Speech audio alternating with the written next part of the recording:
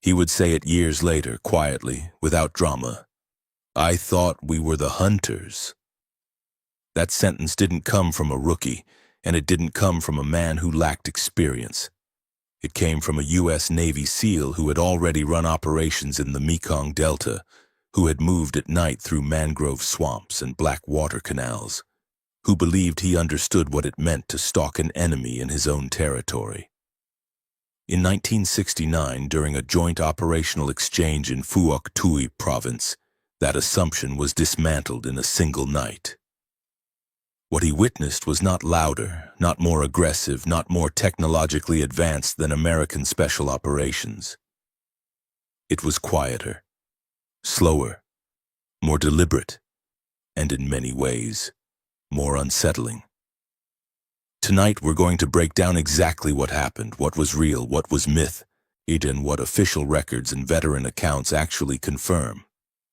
If you're into real military history told without exaggeration, without Hollywood smoke, subscribe right now. And comment where you're listening from.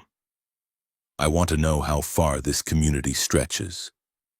Because what we're building here isn't casual storytelling. It's documented, sourced, serious history. And what happened that night changed how at least one American special operator viewed the war. By 1969, American Special Operations Forces had already been active in Vietnam for years.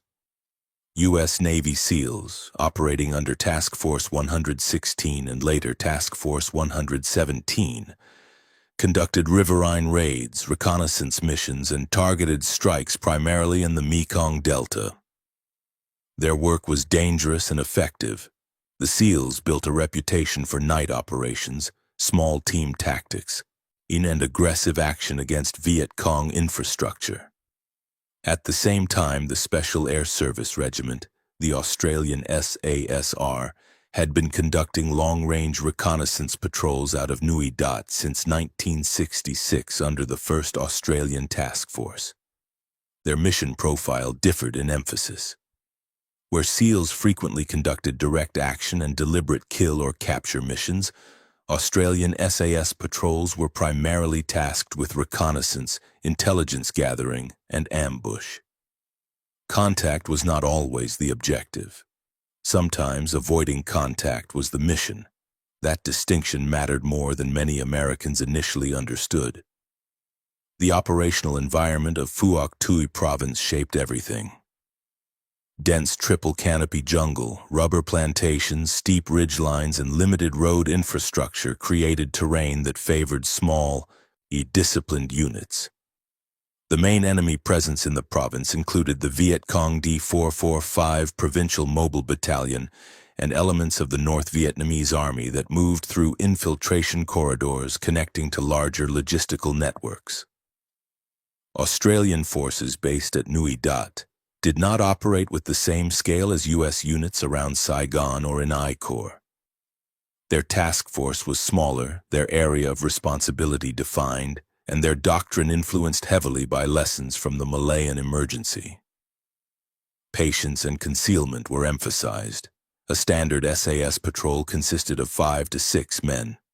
They carried limited rations, minimal signature equipment, and relied heavily on fieldcraft. Noise discipline was absolute, scent discipline even. Cigarettes were forbidden on patrol, so were unnecessary conversations. In every action in the bush left a trace, and their goal was to leave none. The SEAL attached for observation had expected competence. He had not expected the tempo.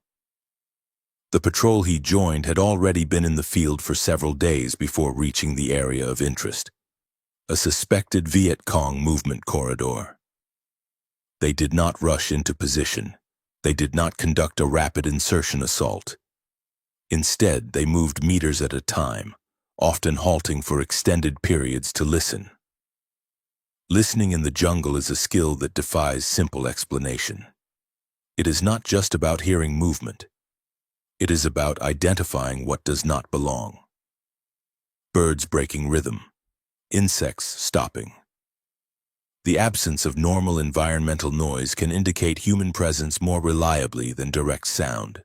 and Australian patrol reports from the period repeatedly emphasized this method, reading environmental change rather than waiting for obvious cues. The SEAL later admitted that the first surprise was how little happened. Hours passed, nothing moved, no radio chatter, no visible enemy. But the patrol leader remained patient. As darkness fell, the patrol shifted into what Australians referred to as a night harbor routine. Defensive arcs were assigned, claymore mines were positioned to cover likely approaches. Fields of fire were mentally mapped but never cleared visibly. They did not cut vegetation unless absolutely necessary. Cutting leaves a sign. They did not whisper unnecessarily. Every movement was deliberate. The SEAL later described feeling exposed despite being unable to see more than a few meters, and it was a psychological inversion.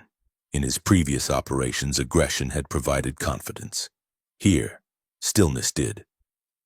Shortly after full dark, faint movement was detected along a narrow jungle track approximately 40 meters from the patrol's concealed position. No one shifted abruptly. No one raised their weapon dramatically. The patrol commander signaled silently. The ambush was not sprung immediately. This is where doctrine diverged sharply from common American practice at the time. Rather than engage the first visible individuals, the Australians waited. They counted. 2 figures became 4. 4 became 6. The spacing suggested a small movement element, possibly scouts followed by armed personnel. Intelligence gathering, not immediate engagement, remained priority. The patrol confirmed direction of travel, estimated unit size, and observed equipment. Rifles consistent with AK pattern weapons, web gear, packs.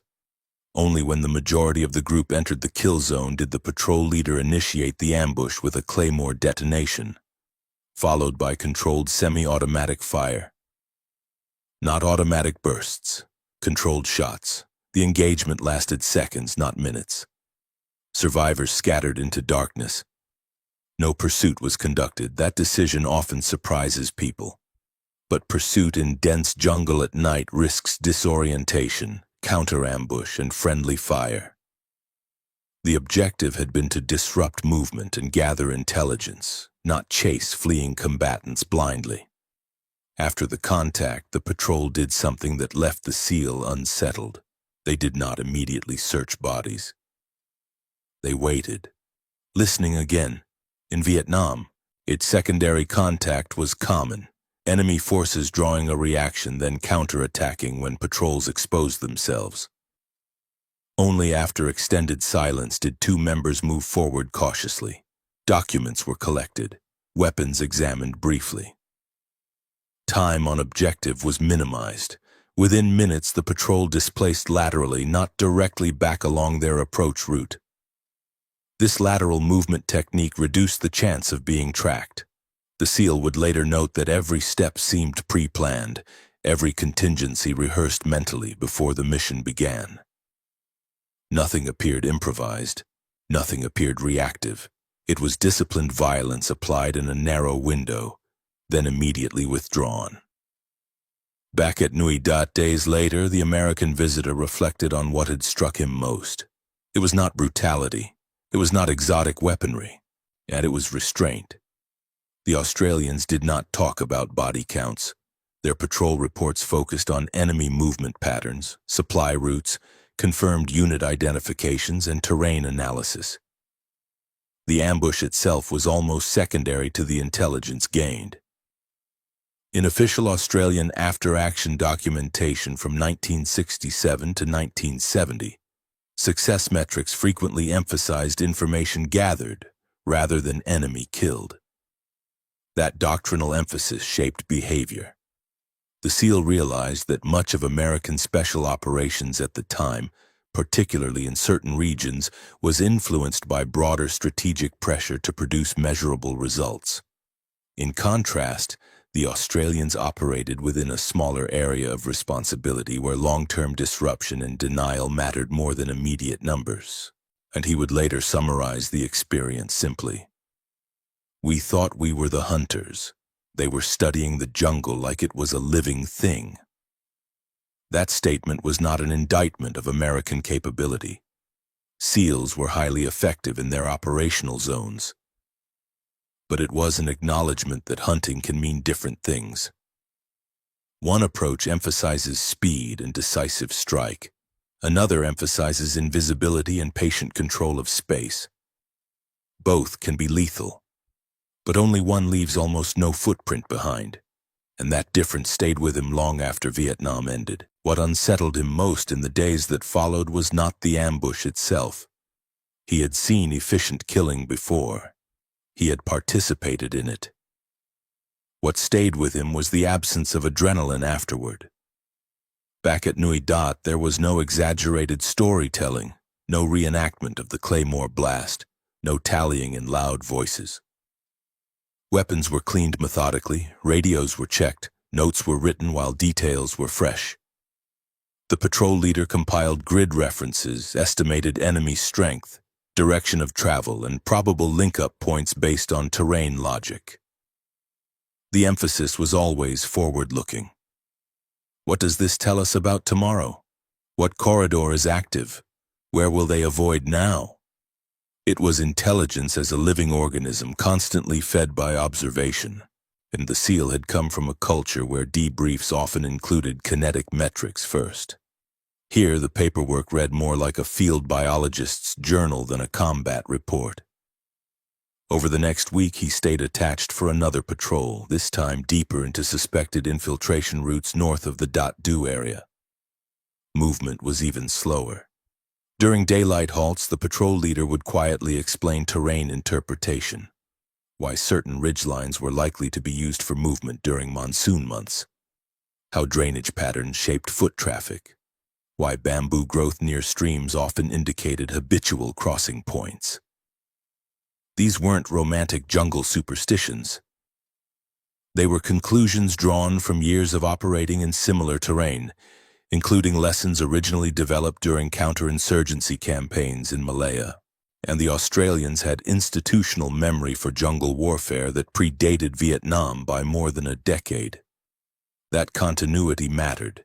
It meant doctrine was not being invented mid-conflict.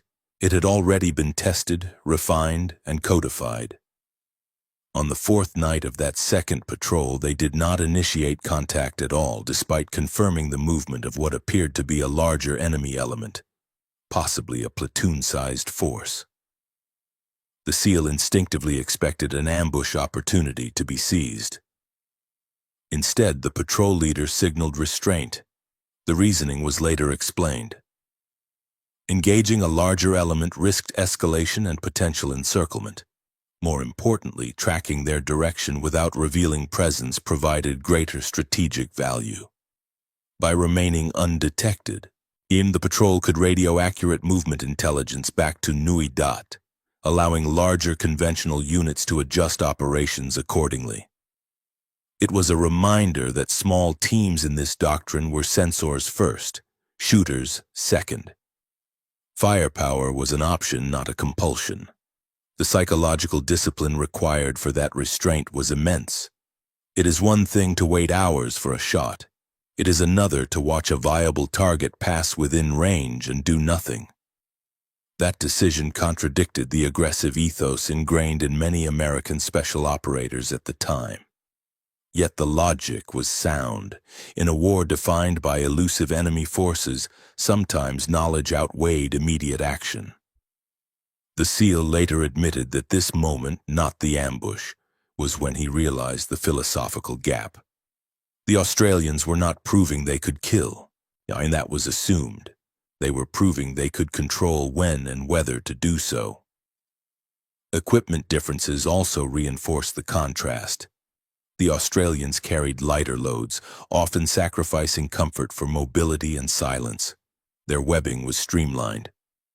Radios were used sparingly to minimize signal detection risk. Water discipline was strict.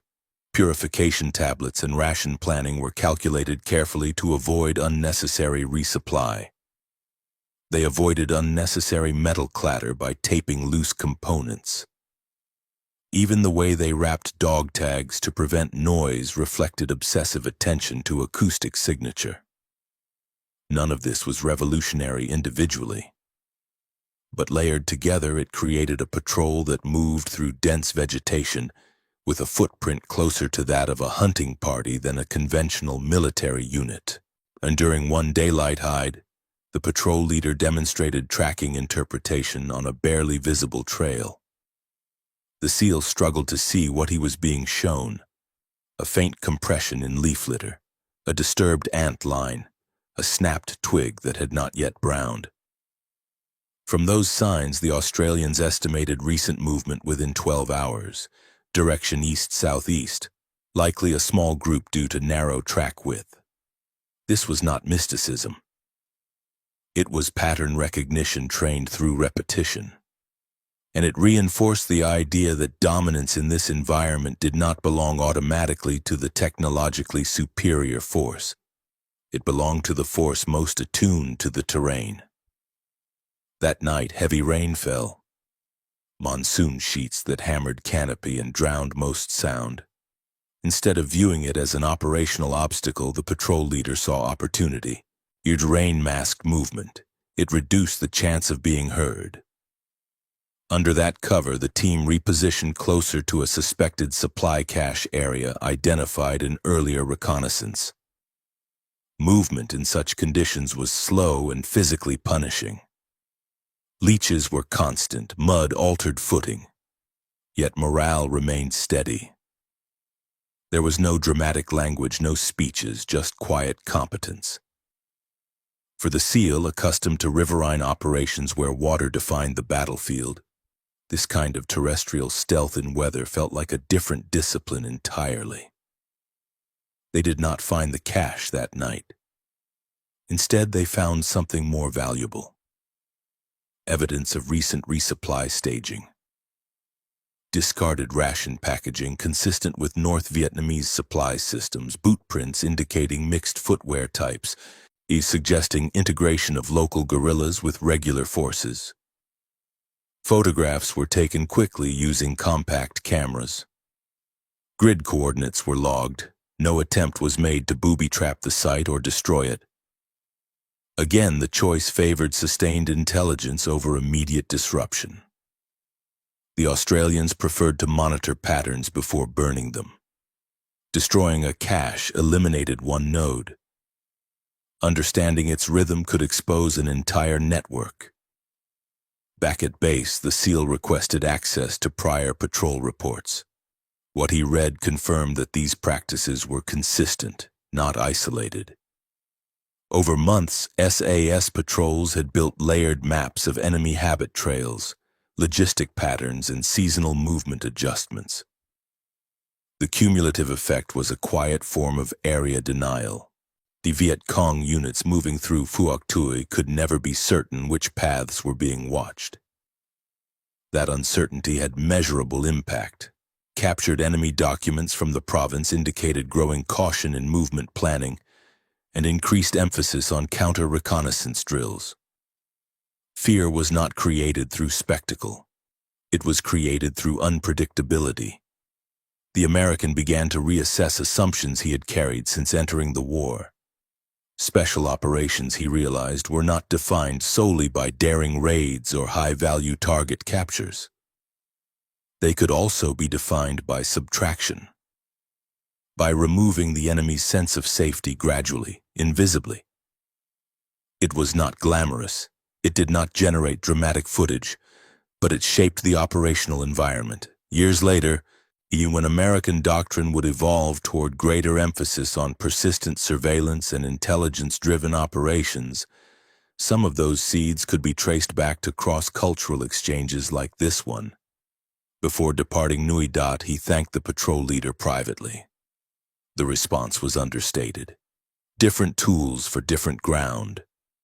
There was no rivalry, no claim of superiority, just recognition that environment dictates method. As his helicopter lifted off, the SEAL looked down at the green canopy stretching toward the coast and understood something that would follow him home. That confidence in being the hunter is fragile. In some places, mastery belongs to those who listen longer than they speak, who move less than they act, and who treat violence not as an expression of dominance, but as a last, precise instrument. And what he would carry back into his own community would not be a story of shock or intimidation. It would be a recalibration, a subtle shift in how he thought about patience, terrain, and the quiet edge of discipline. The jungle had not changed, but his perception of who truly controlled it had. When he returned to his own unit in the Mekong Delta, the change wasn't dramatic or theatrical. There was no speech about Australian superiority, no sudden rejection of American methods. Instead, the shift appeared in smaller ways. He began asking different questions during mission planning. Instead of, "How fast can we hit this target?" he sometimes asked, "How long can we watch it without being seen?" That distinction seems minor on paper. In practice, it alters everything. Insertion timing, extraction routes, radio discipline, even how men are psychologically prepared before stepping into darkness. His teammates noticed. Some agreed, some resisted. Aggression had kept them alive, but the seed had been planted. American SEAL operations in 1969 were often shaped by the environment of the Delta. Tidal currents, village proximity, on narrow waterways where ambushes unfolded at close range. Speed and surprise were essential because lingering meant vulnerability. Yet even in that environment, he started integrating elements he had observed at Nui Dat. Longer pre-assault observation phases. Stricter noise control during riverbank movement. Greater emphasis on lateral displacement after contact rather than retracing routes. None of these were revolutionary, but layered together they reflected the influence of what he had witnessed. The idea that the most dangerous predator is not the loudest one. Word of his experience circulated informally. Not as myth, not as dramatic legend, but as a professional exchange. Among elite units, there is a quiet respect for anyone who survives in hostile terrain with consistency. He described the Australians not as mystical figures, but as disciplined practitioners of an older school of jungle warfare. He emphasized what mattered: patience, terrain literacy, and the refusal to let ego dictate engagement. "They don't chase noise," he reportedly told one teammate. "They wait until the jungle tells them something real." That line stuck. It captured the essence of what had shifted inside him. In 1970, joint operations and information sharing between Allied forces were not uncommon, but they were often limited by operational boundaries. The Australians operated primarily in Phuoc Tui under the 1st Australian Task Force. American units respected those boundaries. Yet cross-observation visits occurred, especially among special operations communities. Professional curiosity transcended nationality. The SEAL's account became part of that informal knowledge network, and it reinforced something that many experienced operators already suspected. There is no single template for dominance in irregular warfare.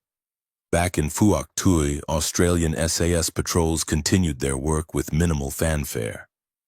Official records from 1966 to 1971 confirm hundreds of patrols conducted, numerous contacts initiated or avoided strategically, and consistent intelligence contributions to conventional Australian infantry battalions.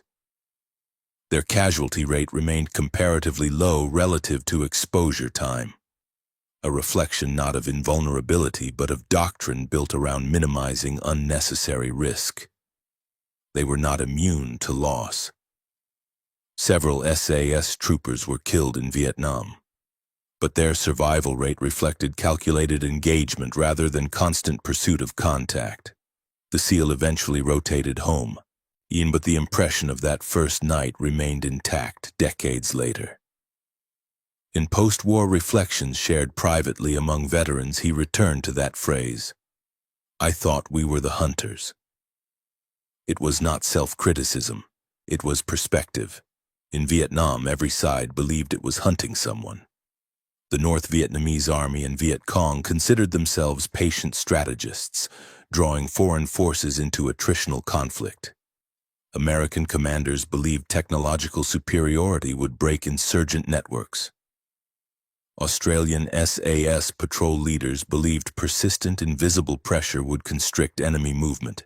Each philosophy coexisted, collided, and adapted.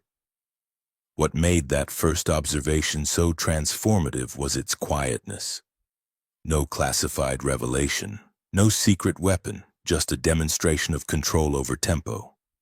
In military psychology, tempo often equates to dominance. The force that dictates when and how engagements occur shapes the battlefield. That night in 1969, the Australians dictated tempo completely. They chose the moment of violence. They chose its duration. They chose when to disappear. That autonomy, not firepower, defined the encounter. For a man trained to strike swiftly and withdraw fast, seeing tempo controlled through stillness expanded his framework. Years later, as American special operations doctrine evolved toward intelligence-driven targeting cycles and persistent surveillance models, some veterans would privately acknowledge that lessons from Allied forces, including Australians, had influenced that evolution. It was not a direct copy. Cultures differ. Operational theaters differ. But respect for patient reconnaissance deepened. A modern doctrine increasingly recognizes that knowing the enemy's rhythm often yields more durable results than interrupting it impulsively. The seeds of that recognition were planted by countless exchanges like the one he experienced. There is a tendency in war storytelling to inflate encounters into legends, to portray one unit as shadow warriors beyond comprehension. That does a disservice to reality. The Australians he observed were not mythical. They were professionals shaped by doctrine, training, and hard-earned experience. Their effectiveness came from consistency, not mystique. The power of that night lies precisely in its ordinariness. A patrol executed exactly as designed, without deviation, without theatrics. That ordinariness is what unsettled him. Excellence so controlled it barely left an imprint. When he reflected in later years, he did not diminish his own community. U.S. Navy SEALs built their own formidable legacy in Vietnam, particularly in the Delta. But he no longer framed the conflict as a competition of lethality. He framed it as an education in adaptability.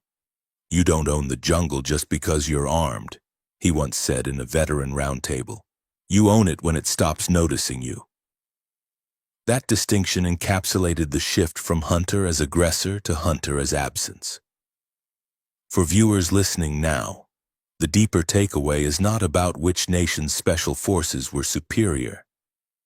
It's about how environment shapes doctrine and how humility in the face of another professional's craft can sharpen your own. That first night in Phuoc Tuy did not convert him into an Australian tactician. It made him more deliberate. And it made him question tempo.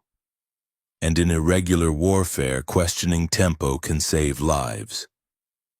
And what happened in the years after Vietnam, how both communities processed what they had learned, how veterans carried those lessons into new eras of conflict, is where this story becomes even more revealing. By the early 1970s, as Australia began drawing down its combat forces from Vietnam, the tempo of operations in Phuoc Tuy shifted. The 1st Australian Task Force gradually reduced its footprint, and by December 1971, most Australian combat elements had withdrawn. The Special Air Service Regiment ended its Vietnam deployments that same year. Official patrol statistics show that between 1966 and 1971, Australian SAS units conducted more than 1,500 patrols in South Vietnam.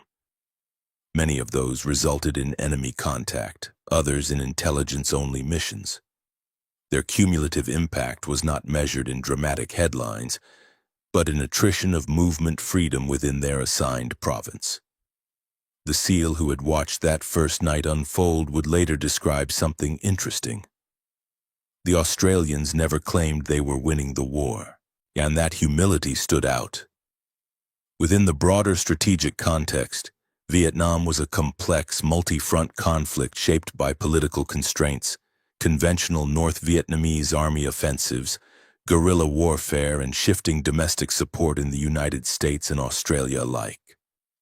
Small unit tactical success did not automatically translate into strategic victory. The Australians understood that. Their patrols could constrict infiltration routes, gather intelligence, disrupt supply nodes, but they could not rewrite national policy or alter geopolitical currents. As American Special Operations units evolved through the 1970s and beyond, the cultural memory of Vietnam lingered. For the U.S. Navy SEAL community, the experience in Southeast Asia became foundational, and they had proven capability in riverine and coastal operations under extreme conditions. But within quiet professional conversations, there remained an appreciation for Allied lessons, including the Australian emphasis on long-duration reconnaissance and terrain integration. This wasn't a formal doctrine transfer. It was something subtler, a respect for alternative approaches to the same battlefield problem. In professional military circles, one of the most difficult adjustments is accepting that effectiveness can look different from what you were trained to value. For many American operators in Vietnam, aggressiveness and visible action reinforced morale. It validated risk. The Australian model often inverted that dynamic. Success sometimes meant coming back after a week with no shots fired, but with confirmed route mapping that would shape future operations. That kind of success required internal confidence. Confidence that restraint was not weakness. Watching that balance firsthand left an imprint that extended beyond one SEAL's career. It is important to correct a common misconception here. The Australians were not operating independently of broader Allied coordination. Intelligence gathered by SAS patrols was fed into Australian infantry battalions, artillery units, and occasionally shared with American formations operating in adjacent provinces. Likewise, U.S. intelligence assets contributed to the overall operational picture in 3rd Corps Tactical Zone. The war was interconnected. What made the Australian patrol model distinct was its scale and autonomy at the tactical level, not isolation from coalition strategy. The SEAL would later explain that what unsettled him most was the Australians' relationship with silence. Silence was not treated as a gap between actions. It was treated as an operational space in itself. Hours of stillness were productive. They were not empty time. In modern counterinsurgency doctrine, we might call that persistent presence or pattern of life development. In 1969, it was simply patience. The jungle was not rushed. It was observed until it revealed its rhythm. That psychological adjustment, to see waiting as active rather than passive, was something he consciously carried forward. As years passed and both nations' special forces communities professionalized further, Vietnam became a case study rather than a live theater. After-action reviews, historical analyses, and cross-national exchanges in later decades would revisit the war's lessons. Among them was the recognition that small unit reconnaissance, when executed with discipline, can shape disproportionate effects relative to force size. The Australians had demonstrated that in Phuoc Tuy, not through spectacle but through cumulative friction imposed on enemy movement. For the individual SEAL, the lesson crystallized into something personal. He no longer framed missions in binary terms of success or failure based solely on enemy casualties. Instead, he evaluated them based on control. Who controlled timing, who controlled exposure, who controlled escalation. That framework reduced unnecessary risk. It did not eliminate danger. Vietnam never allowed that illusion. But it encouraged deliberate pacing, and deliberate pacing in environments where ambush is constant can mean survival. When he would occasionally speak to younger operators decades later, he did not romanticize the Australians. He described them as professionals whose doctrine fit their terrain. He emphasized that no single unit owns the concept of being the hunter. Hunting is contextual. In mangrove swamps, the tactics shift. In triple canopy jungle ridgelines, they shift again. The defining trait is adaptability. The night he watched the Australians work did not diminish his pride in his own community. It broadened it. Pride rooted in certainty is brittle. Pride rooted in learning is durable. And perhaps that is the quiet core of this story. Not rivalry, not mystique, but professional humility forged in shared risk. In war, ego can be fatal. And that night in Phuoc Tui stripped away ego and replaced it with respect. Respect for terrain, respect for silence, respect for allies whose methods may differ but whose objective is the same. Survive, disrupt the enemy, and come home alive. What happened after the war, how veterans processed these experiences, how narratives formed around them, and how myths began to blur with fact, adds another layer to this account. Because memory, like jungle terrain, can distort shapes over time. When the war ended for them, it did not end cleanly. There was no final patrol that neatly closed the chapter. For Australian SAS troopers rotating out in 1971, departure from Vietnam meant returning to a country increasingly divided over the conflict. For American SEALs leaving the Mekong Delta, it meant stepping back into a United States that was wrestling with protest movements, political distrust, and the long shadow of casualties. What lingered was not triumph or defeat in the abstract. What lingered were specific nights, specific decisions, specific silences. The SEAL who had watched the Australians work would later notice something else in hindsight. How quickly myth begins to replace memory. In the years after Vietnam, stories about elite units often expanded in retelling. Knives became legendary objects. The patrols became supernatural events. Enemy forces were described in dramatic language that obscured the reality that they too were trained, disciplined fighters operating within their own doctrine. He resisted that drift toward exaggeration.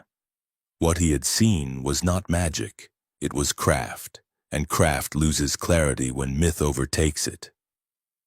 Australian veterans faced a similar phenomenon. Within their own circles, the Special Air Service Regiment developed a reputation shaped partly by documented performance and partly by rumor.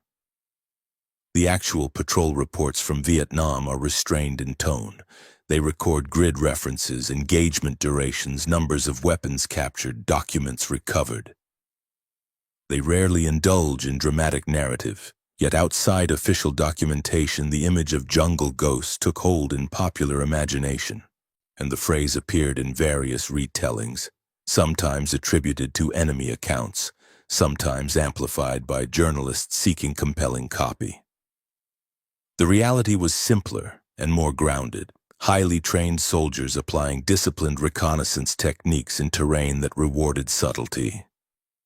Over time, academic studies of the war began dissecting counterinsurgency models in Phuoc Tui province. Historians noted that Australian forces, including conventional infantry battalions and SAS patrols, operated within a defined area rather than conducting large-scale sweeps across vast regions. That concentration allowed for deeper terrain familiarity. It allowed repeated mapping of infiltration routes. It allowed cumulative understanding. None of that guaranteed strategic victory. Australia, like the United States, ultimately withdrew. But at the tactical level, the approach produced measurable disruption to local Viet Cong infrastructure. The SEAL would later reflect that what truly altered him was not the ambush, not the rain-soaked repositioning, not even the tracking lesson. It was the recalibration of identity. Elite units often cultivate identity around being the sharpest blade. That identity fuels morale and cohesion, but it can also narrow perspective. Watching another Allied unit execute its craft with equal confidence forced him to expand his definition of excellence. Excellence was not uniform. It adapted to context. That realization made him more cautious about dismissing alternative methods in future operations. There is another dimension worth examining: the psychological toll of prolonged patience. Extended reconnaissance demands sustained hyper-awareness without the release valve of constant action. Australian patrols sometimes spent days without engagement, knowing that detection could mean encirclement far from immediate support. That kind of tension accumulates quietly. Veterans from both communities have spoken about the mental strain of stillness, the paradox of appearing calm while every sense is amplified. It is easy to glamorize patience. It is harder to live inside it for weeks at a time.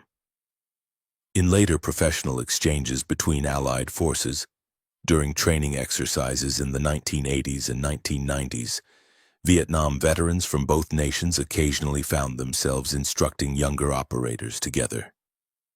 The tone was not competitive, it was collaborative. Techniques evolved, equipment improved. Communications technology advanced dramatically. But the fundamentals of small unit reconnaissance remained rooted in principles recognizable from 1969. Noise discipline, terrain literacy, controlled engagement, disciplined withdrawal. The tools changed, the psychology did not.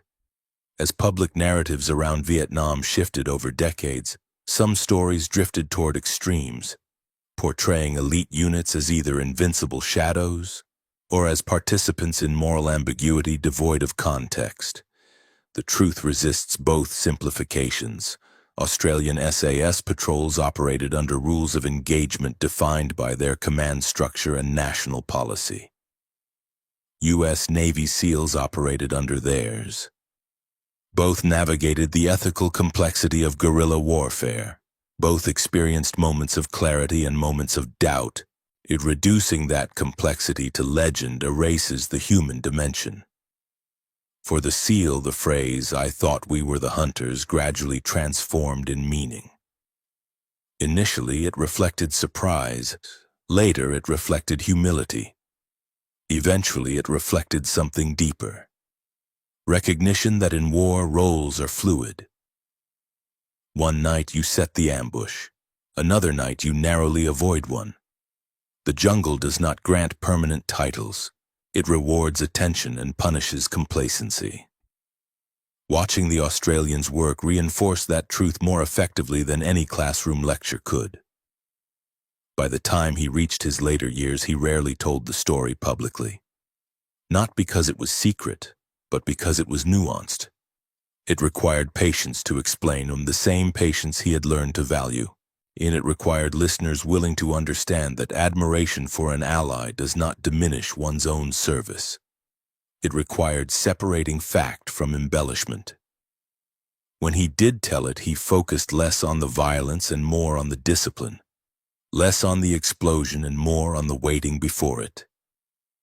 And that discipline, that quiet recalibration, is perhaps the most enduring legacy of that first night in Phuoc Tuy.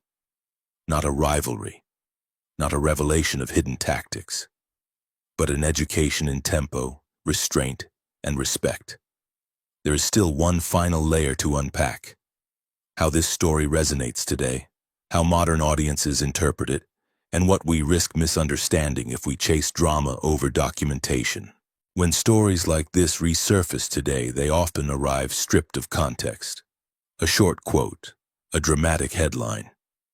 Elite SEAL humbled by jungle ghosts. It sounds cinematic, it performs well, but the risk in that framing is distortion. What happened in Phuoc Tuy in 1969 was not humiliation. It was professional exposure. One skilled operator witnessing a different application of skill. In the modern era, where special operations forces are often portrayed through movies, books, and heavily stylized interviews, that distinction matters. War is rarely cinematic in the moment. It is procedural, repetitive, measured in checklists and discipline more than in slow-motion heroics. The Australian SAS presence in Vietnam remains well documented through official Australian War Memorial archives and declassified patrol summaries. And the Special Air Service Regiment deployed 3 separate squadrons on rotation between 1966 and 1971. Their area of operations remained largely confined to Phuoc Tuy Province under the 1st Australian Task Force. Patrol sizes averaged 5 to 6 men. Missions included reconnaissance, ambush, tracking, and occasionally direct action against confirmed targets. These are not disputed facts.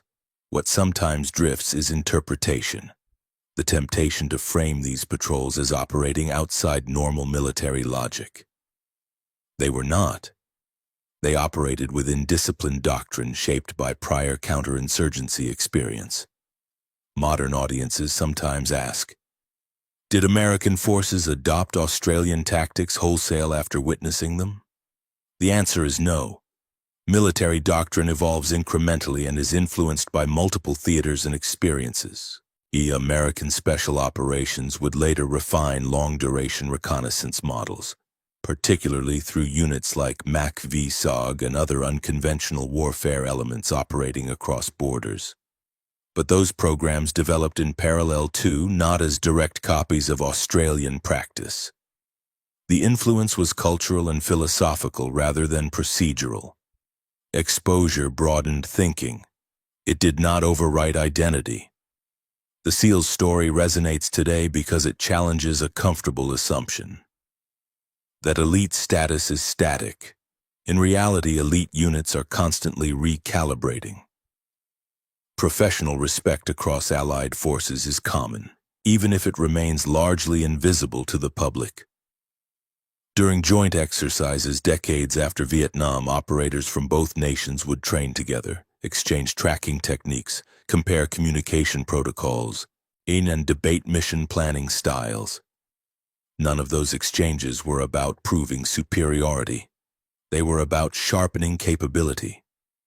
The humility born in combat is often quieter than the pride that precedes it.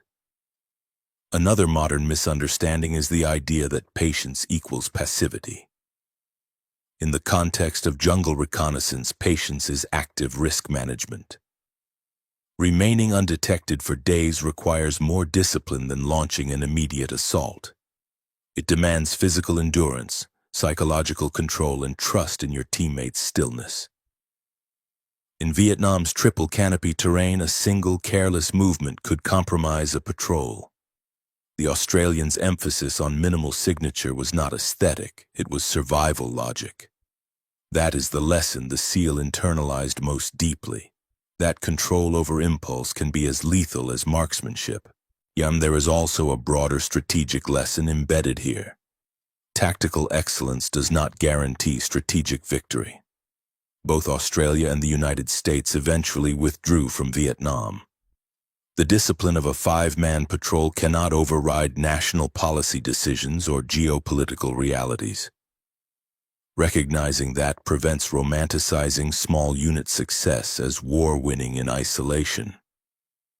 The SEAL understood that as he aged, what he valued was not the illusion of control over the entire war, but the tangible control exercised within a specific moment on a specific night. In contemporary discussions of special operations, there is frequent emphasis on technology. Night vision, drones, encrypted communications, precision air support. Those tools have transformed warfare, yet the core elements observed in 1969 remain relevant. Movement discipline, terrain interpretation, controlled engagement. Technology amplifies skill. It does not replace it. The Australians of that era operated with far less technical augmentation than modern forces, yet their effectiveness derived from fundamentals. That continuity across decades is instructive. For viewers listening now, especially those interested in military history beyond spectacle, the important takeaway is this. Comparison between Allied elite units is not about ranking. It is about understanding environment, doctrine, and psychology. The SEAL's statement, "I thought we were the hunters," was not surrendering identity, it was expanding it. It was the moment he recognized that hunting can be expressed through silence as powerfully as through action. And that brings us to the final layer of this story. How memory, respect, and perspective settle over time, and why this particular night continues to echo decades later. When he looked back on it in the final years of his life, it was never the explosion that replayed first. It was the waiting. The way the jungle seemed to inhale and exhale around them. The way no one shifted their weight unnecessarily. The way time stretched so thin it felt like it might tear. That was the moment everything changed. Not the detonation of the claymore, not the brief controlled fire, but the stillness before it. That was when he realized that dominance in war is often invisible. The men he had watched that night from the Special Air Service Regiment were not trying to impress him. They were not performing. They were executing doctrine shaped by years of experience in Southeast Asian terrain. Their mission in Phuoc Tuy province under the 1st Australian Task Force was defined, disciplined, and limited in scope. Reconnaissance, controlled ambush, immediate displacement, intelligence contribution. That was it. No theatrics, no mythology, just repetition of fundamentals under conditions where a single mistake could mean encirclement far from support. The U.S. Navy SEAL community to which he belonged carried its own hard-earned legacy in Vietnam, especially in the Mekong Delta, where riverine warfare demanded aggression, speed, and adaptability. Those operations were brutal and close range. They required a different psychological posture. What he witnessed in 1969 did not invalidate that experience. It contextualized it. It proved that there is no single way to be effective in irregular warfare. There are only methods that fit terrain, mission, and time. As decades passed, stories about elite units from every nation became polished. Books were written, interviews conducted, films produced. Some accounts were accurate, others blurred fact and embellishment. That is inevitable when memory meets narrative demand. But what keeps this particular story grounded is its simplicity. One professional observing another, one mindset expanding. No classified conspiracy, no secret weapon, just disciplined soldiers applying patience as a weapon in itself. The phrase, "I thought we were the hunters," endured because it carried humility. In war, humility is rare currency. It usually arrives through hard experience. That night delivered it without humiliation. It delivered it through observation. The jungle did not belong permanently to anyone. Not to the Americans, not to the Australians, not to the Viet Cong or North Vietnamese army. It favored whoever listened longest and exposed themselves least. That was the lesson he carried home. For those of you listening now, especially if you followed this entire series, here's what matters. History becomes distorted when we chase drama over documentation. The Australian SAS patrols in Vietnam were real. Their methods are recorded in after-action reports and veteran testimony. The SEAL operations in the Delta were real. Their risks and successes are equally documented. When we compare them, we should do so with respect for context, not with the goal of declaring mythical superiority. Professional respect across Allied forces is one of the quiet truths of military history, and it rarely makes headlines. If you've stayed with me through all 7 parts, that tells me you care about nuance. About facts, about separating legend from verified record. That's exactly why I built this channel, to examine what really happened beyond official narratives. Not to inflate it, not to diminish it, but to understand it clearly. If this story changed how you think about elite units in Vietnam, let me know in the comments. Tell me where you're listening from.